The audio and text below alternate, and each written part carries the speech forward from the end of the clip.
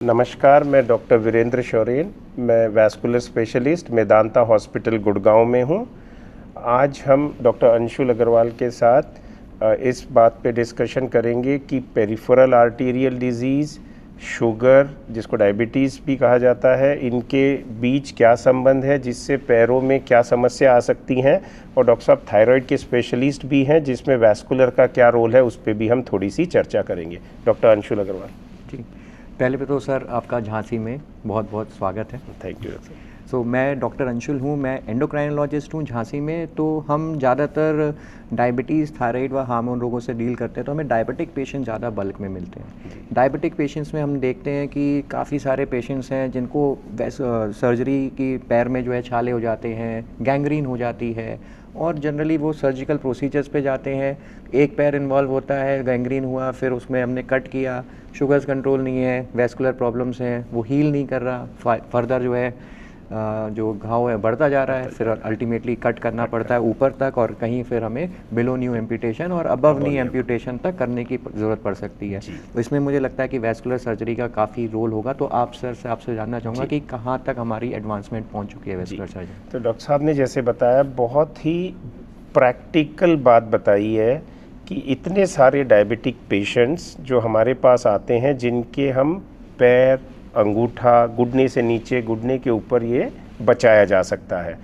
तो इसमें जो सबसे इम्पॉर्टेंट चीज़ है वो है मल्टीडिसिप्लिनरी, एक साथ हाथ मिला के कई स्पेशलिटी को साथ चलना है। सबसे पहले पेशेंट्स डेफिनेटली 70-80% पेशेंट डायबिटीज़ के जो स्पेशलिस्ट होते हैं उनके पास आते हैं। और आज जो डायबिटोलॉजिस्ट है, जैसे डॉक्टर साहब हैं, वो सिर्फ उसमें शुगर नहीं कंट्रोल करते, वो पेशेंट को ऊपर से नीचे तक देखते हैं। फिर उसको पैर में सुन्नपन है, उसके नीचे नब्स नहीं आ रही है, पेशेंट को चलने में दिक्कत हो रही है, या कोई नेल के आसपास कोई छोटा जख्म हो जो पेशेंट मिस कर सकता है, ये सब चीज़ें देखी जाती है। तो हमारे जहाँ मैं काम करता हूँ मेदांता में, सबसे अच्छी बात है एक ही फ्लोर पे डायबिटोलॉजिस्ट और एंडोक्राइनोलॉजिस्ट जिसको कहते हैं, और वैस्कुलर एक ही फ्लोर पे है। तो हमने एक ऐसा सिस्टम बना रखा है कि वो पेशेंट अगर वहाँ जाता है या हमारे पास आता है, हम तुरंत एक दूसरे से बात कर लेते हैं और पेशेंट को ABI, टो प्रेशर, रंगीन अल्ट्रासाउंड जिसे डॉपलर कहते हैं, वो सब किया जाता है ताकि हम पेशेंट को अर्ली से अर्ली डायग्नोस कर पाएँ और ओपन सर्जरी की तरफ नहीं जाते हुए आजकल मिनिमली इन्वेजिव, जिसको स्टेंटिंग एंजियोप्लास्टी कहा जाता है, जिसके लिए हम आगे बात करेंगे, वो ऑफ़र करें। राइट। तो सर मैं जानना चाहूँगा कि डायबिटिक पेशेंट्स में किन किन केसेस में अपन को लगना चाहिए कि हाँ इसको वैस्कुलर प्रॉब्लम हो सकती है, और किस केसेस में अपन कहेंगे कि नहीं इसको अपन को सर्जिकल उसमें जाना चाहिए, मोटे मोटे तौर पर। मोटे तो अब ऐसा है, ओपन सर्जरी 80% डाउन हो गई है, और एंजियोप्लास्टी या पिन से या होल सर्जरी जिसको कहा जाता है, ये ऊपर हो गई है। तो जो पेशेंट्स जिनको चलने में दिक्कत हो रही है, अगर वो पेशेंट कहता है मैं 20 कदम, 100 कदम, 500 कदम चलने पे मेरे पिंडियों पे दर्द होता है या कूल्हे पे दर्द होता है, इसका मतलब उसके खून का जो प्रभाव है वो रुका हुआ है। डायबिटीज़ ऐसी बीमारी है जो धीरे धीरे किडनी, आँख के पर्दे को, हार्ट की नसों को और वैसे ही पैर की नसों को ख़राब करती है। ये पेशेंट्स जिनको चलने में दिक्कत आ रही हो, जिनके पैर एकदम सुन्न है, जिसके कारण पेरिफेरल न्यूरोपैथी डेवलप हो जाती है, जिनके पैरों में धीरे धीरे धीरे जख्म बनने लगते हैं और वो पेशेंट को नहीं पता लगता है, ऐसे पेशेंट्स को डेफिनेटली रेफ़र करना चाहिए। और हम हमारे तरफ से उसको डे केयर प्रोसीजर, आजकल सच में 24 घंटे भी रोकना नहीं पड़ता। एक एंजियोग्राफी के माध्यम से जो नसें ख़राब है उनको एंजियोप्लास्टी के रास्ते खोला जाता है, बलूनिंग की जाती है, स्टेंटिंग की जाती है। तो ओपन सर्जरी का रोल बहुत कम है, ताकि पेशेंट जो ऑलरेडी इतने सिक हैं उनको और चोट नहीं पहुंचाई जाए सर्जरी के दौरान। राइट। तो सर ने बहुत अच्छा इंपॉर्टेंट पॉइंट बताया कि अपन जैसे थोड़ा सा भी चल रहे हैं और थक जा रहे हैं या फिर दर्द हो रहा है पिंडियों में, काफ़ी सारे पेशेंट्स को हम ऐसे ट्रीट करते हैं, उनको कैल्शियम दे रहे हैं, B12 दे रहे हैं, विटामिन दे रहे हैं, और उस चीज़ को मिस कर देते हैं और अल्टीमेटली वो गैंग्रीन के फॉर्म में कन्वर्ट हो सकता है। तो बहुत इंपॉर्टेंट है कि उसको सही टाइम पे डायग्नोस करके इसके लिए अपन के पास वेस्कुलर इंटरवेंशन अवेलेबल है, तो उस चीज़ को अपन ट्रीट कर सकते हैं, पर सही डायग्नोसिस पहले बहुत ज़रूरी होगा। तो सर मैं जानना चाहूँगा कि वेस्कुलर इंटरवेंशन किस किस प्रकार के अपन कर रहे हैं, और अगर हम कर भी रहे हैं तो उसमें क्या सक्सेस रेट मिल रहा है अपने को? बिल्कुल, बहुत ही अच्छा क्वेश्चन है। तो वेस्कुलर इंटरवेंशन लास्ट मैं कहूँगा 10 से 15 साल में इतना एडवांस हो चुका है, जब हमारी ट्रेनिंग हुई थी और आज जो हम कर रहे हैं, ज़मीन आसमान का फ़र्क आ गया है।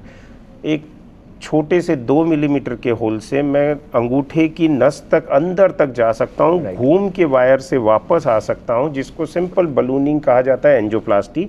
अब ऐसी ऐसी मशीनें आ गई हैं जो अंदर का जो कोलेस्ट्रॉल के कारण एथरोमा या प्लाक जमा होता है, कैल्शियम जमा होता है, उसकी सफाई कर देती है मशीन पूरी।